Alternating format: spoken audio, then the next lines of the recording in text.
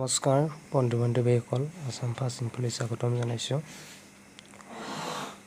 আপোনালোকে যদি নতুনকৈ মোৰ চেনেলত আহিছে তেতিয়াহ'লে ছাবস্ক্ৰাইব কৰি দিব আৰু তাকৈ লাইক কৰি দিব।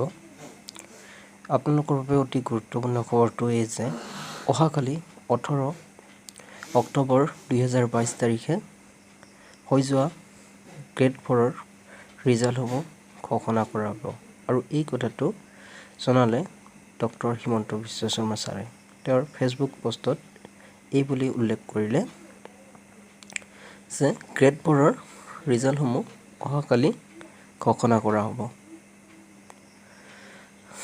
নিশ্চয়কৈ আপোনালোকে ইয়াৰ সবিশেষ জানিবলৈ হ'লে মোৰ এই চেনেলটো ছাবস্ক্ৰাইব কৰি ৰাখিব আৰু হিমন্ত বিশ্ব শৰ্মা ছাৰে কি ঘোষণা কৰিলে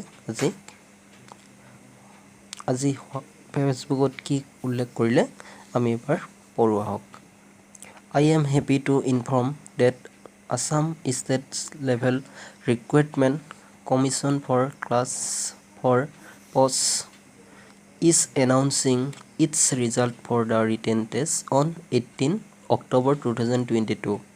I hope this transparent process will provide the youth of Assam an opportunity to serve the state. এই বুলি হিমন্ত বিশ্ব শৰ্মা ছাৰে ঘোষণা কৰিলে যে অহাকালি 18 অক্টোবৰ 2022 তাৰিখে গ্ৰেড 4ৰ লিখিত পৰীক্ষাৰ ফলাফলসমূহ ঘোষণা কৰা হ'ব। গতিকে বন্ধু বান্ধৱীসকল যদি ভিডিঅ'টো চাই ভাল লাগিছে আৰু ছাবস্ক্ৰাইব কৰি